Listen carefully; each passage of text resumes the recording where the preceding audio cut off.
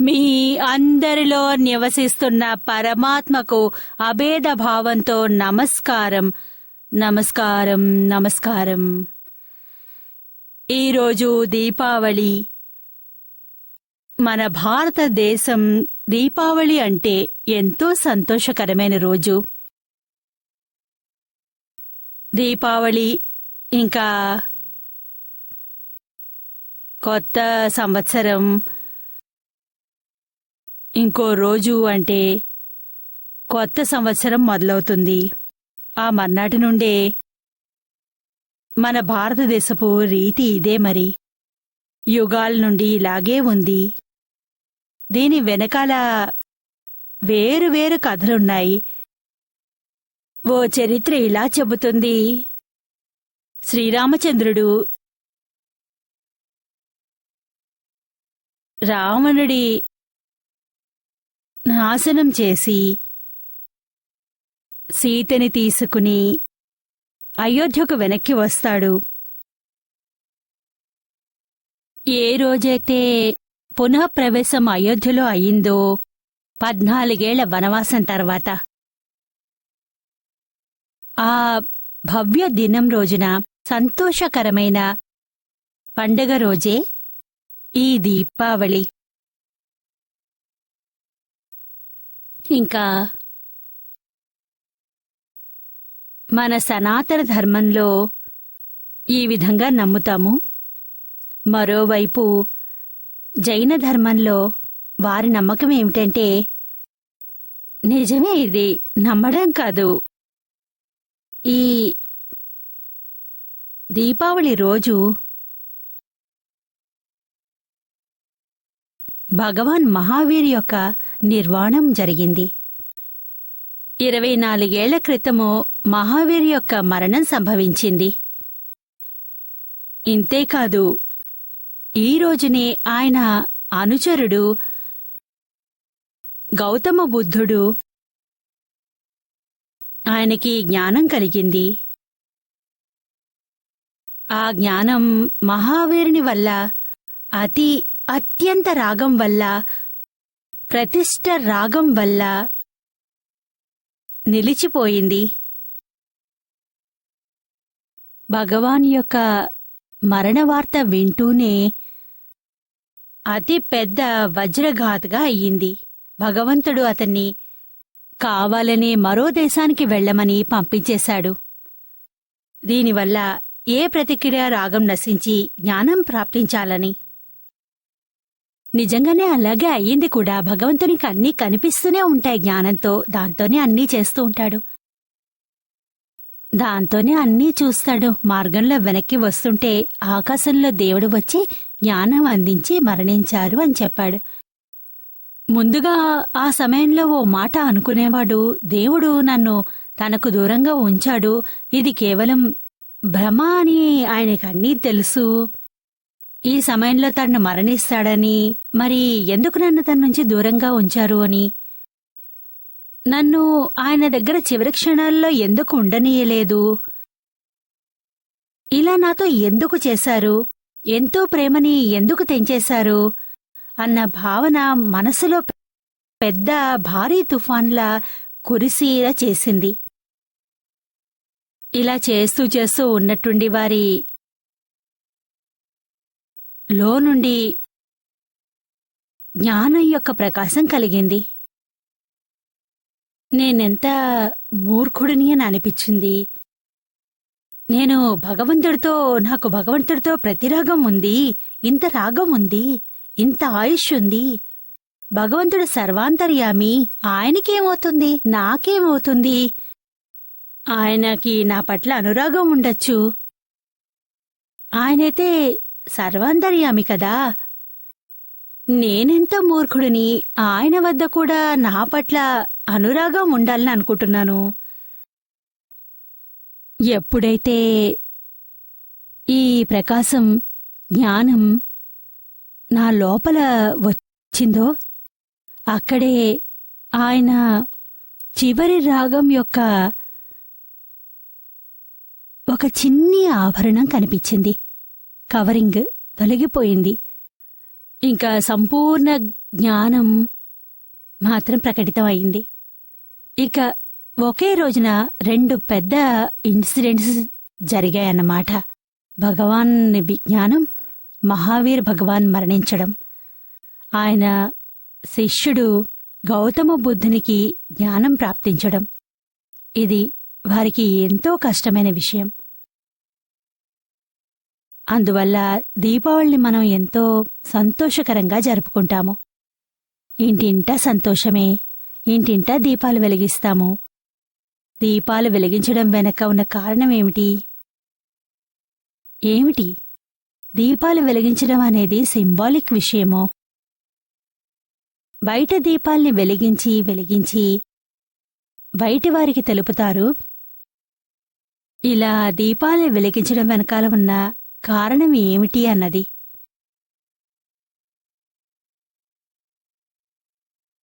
నిజం చెప్పాలంటే నా లోపల దీపాన్ని నేను వెలిగించాలి అని, నా ఆత్మదీపాన్ని వెలిగించాలి అని. నేను బయట ఈ చిన్ని దీపాన్ని వెలిగిస్తున్నాను, ఆత్మదీపాన్ని వెలిగించాలి, కానీ దాన్ని ప్రకటితం చెయ్యాలి. అప్పుడు మరి దాని దృష్టి మరోవైపుకు మళ్ళితే, ఆ మార్గంలో అది పయనిస్తూ ఉంటే, తన ఆత్మదీపాన్ని ప్రకటించడం వెనకాల ఇదే ఉన్నది. దానివల్ల ఇతరులకు ఏ బాధ కలగకూడదు అని. దానికి క్రోధం, మానం, మాయ, రాగం ఇలాంటివి ఏవీ ఉండవు. ఈ సమస్యలు కలగకూడదు. ఈ విషయాలన్నిటి నుండి ముక్తి లభించాలి. ఇంకా ఎప్పటికీ ఆనందం, ఆనందం, ఆనందం, పరమానందం కలగాలి. అంతే. ఇక చూడండి, ఈ దీపావళి ఎలాంటిదంటే, ఈ దీపావళి రోజున ప్రతి ఒక్కరికి సంతోషం కలుగుతుంది. కొత్త సంవత్సరం నాడు పొద్దున్నే 4 గంటలకు స్నానం చేసి తయారయ్యి పెద్దవాళ్లందరి నుండి ఆశీర్వాదం పొందుతూ ఆశీర్వాదం తీసుకుంటారు. ఎంతమంది బంధువులున్నారో వారందరి నుండి పెద్దల వాళ్ల కాళ్ళు పట్టుకుని వారి ఆశీర్వాదాన్ని పొందుతారు. ఎవరితో పడదో వారి వద్దకు కూడా వెళ్తారు. మనం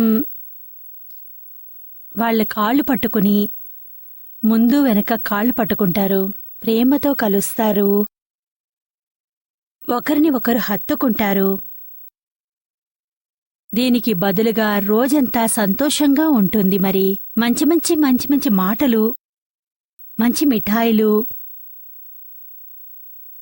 అన్నీ దొరుకుతాయి. ఇక చూడండి, ఒకరోజు మనం అందరితో కలిసి ఉండాలి, ఏ గొడవలు లేకుండా ప్రేమతో ఉంటాము, సంతోషంగా ఉండాలి, కలిసి ఉండాలి అందరితో. ఏం నిశ్చయించుకుంటారో దాని పరిణామం కూడా ఇలాగే వస్తుంది. అలా సంతోషంగా ఉండాలి, అందరితో పంచాలి.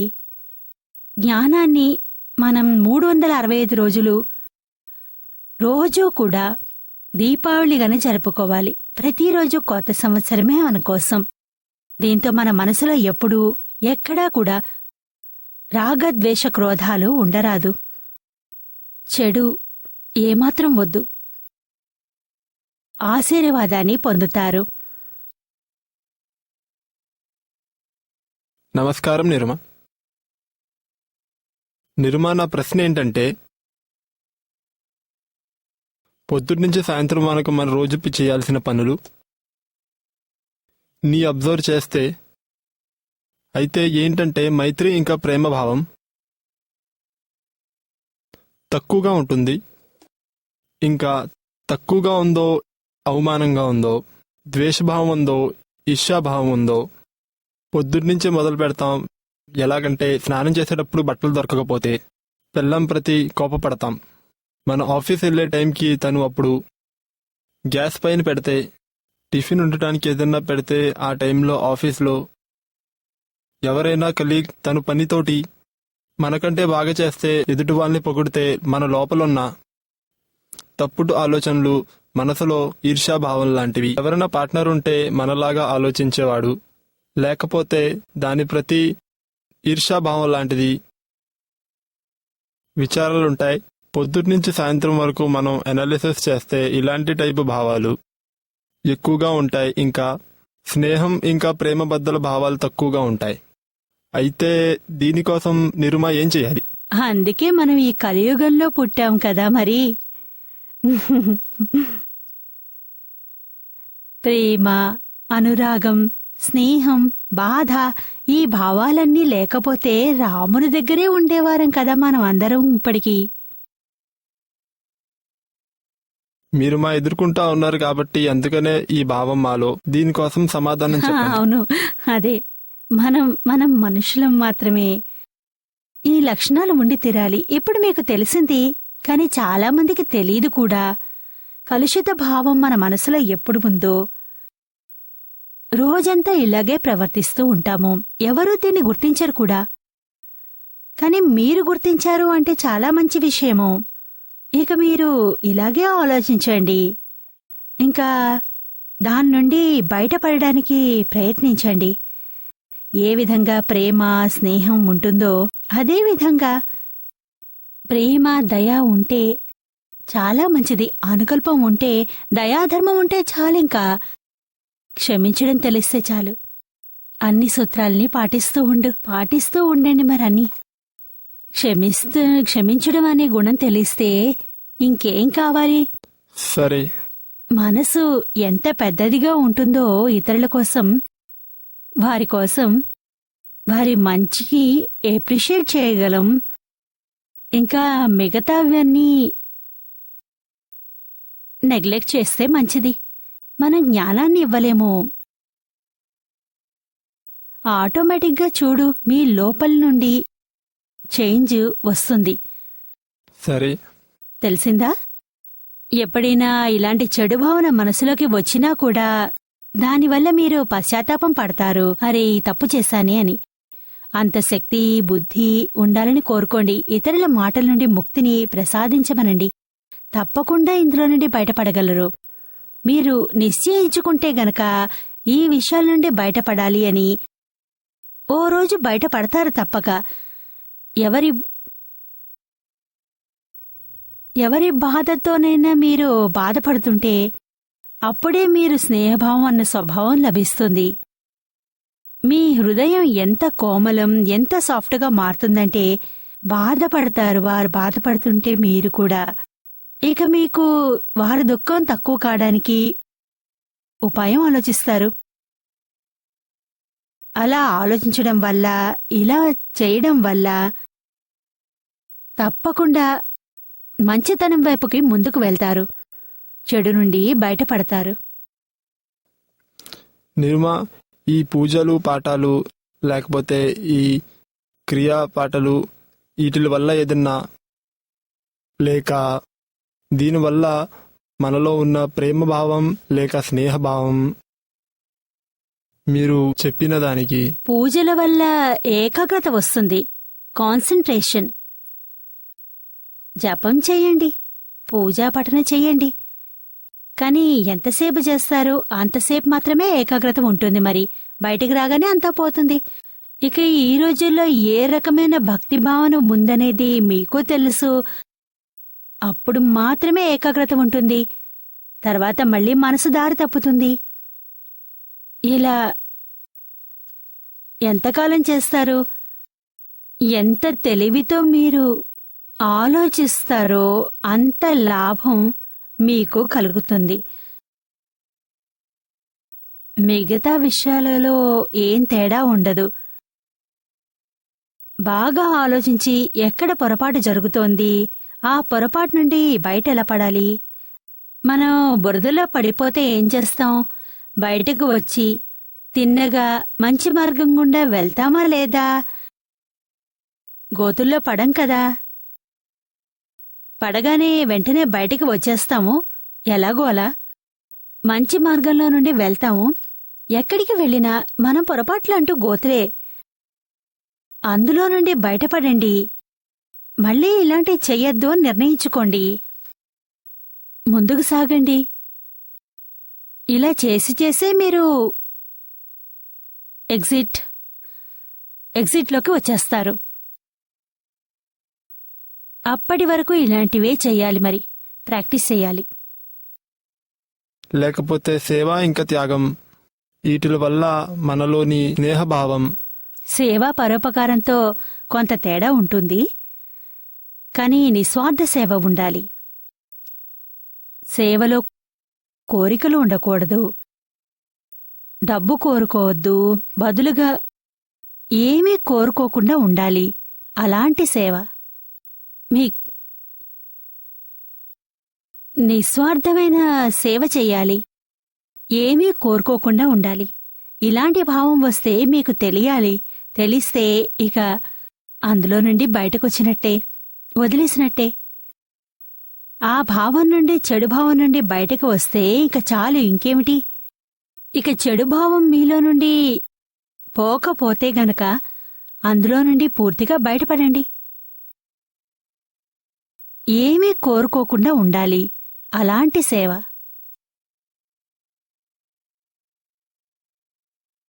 ఇంకో ప్రశ్న నిర్మా, ఆఫీస్ గురించి మీతో కొన్ని విషయాలు అడగాలి.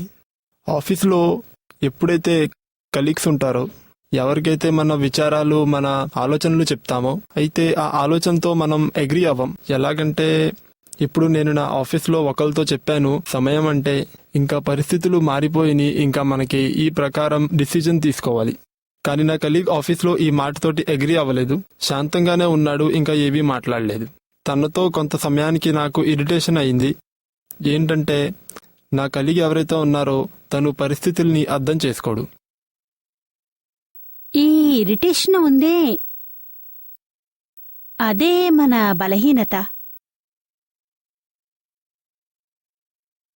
మనం చెప్పినవన్నీ వారు ఒప్పుకోవాలి అని ఏమీ లేదు, అంగీకరించక్కర్లేదు.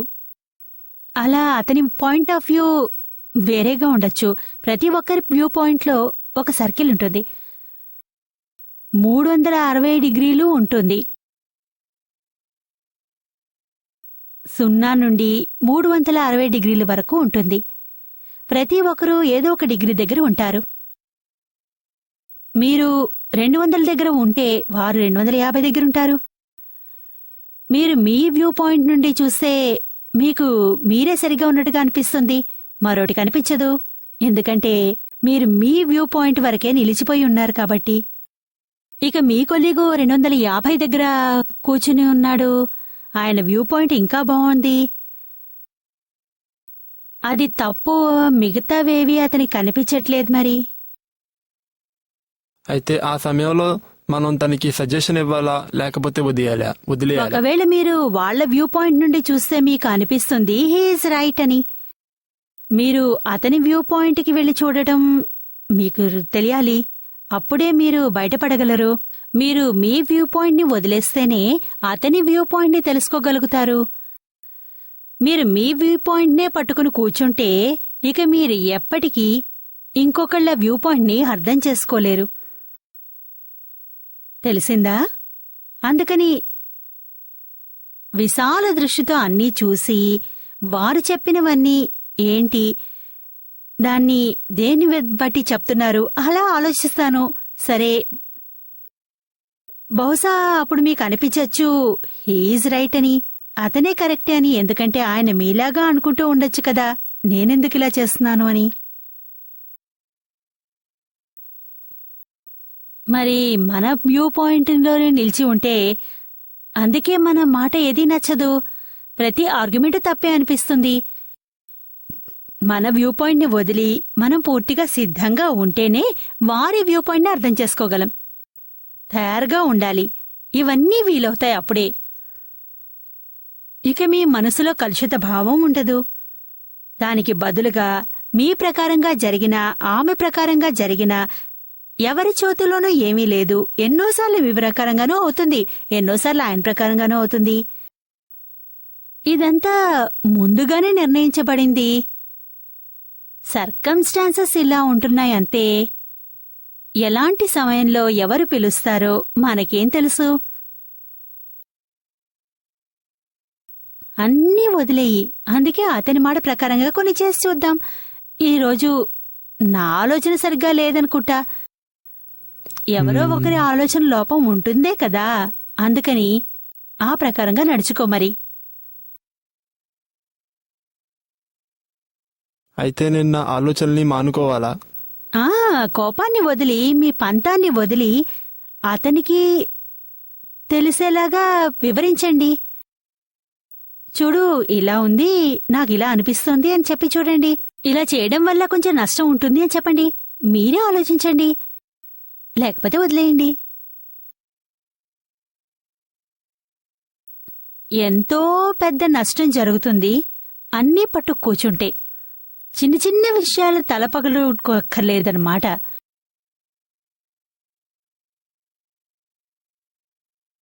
వంద చిన్న చిన్న విషయాల్ని మీరు నెగ్లెక్ట్ చేస్తే ఒక పెద్ద విషయంలో అందరూ మీ మాట వింటారు. కాని 100 చిన్న చిన్న తప్పుల్లో అడ్డుపడుతూ ఉంటే పెద్ద విషయంలో మీ మాట ఎవరు వింటారు? ఇలా ఆలోచించి చూడండి.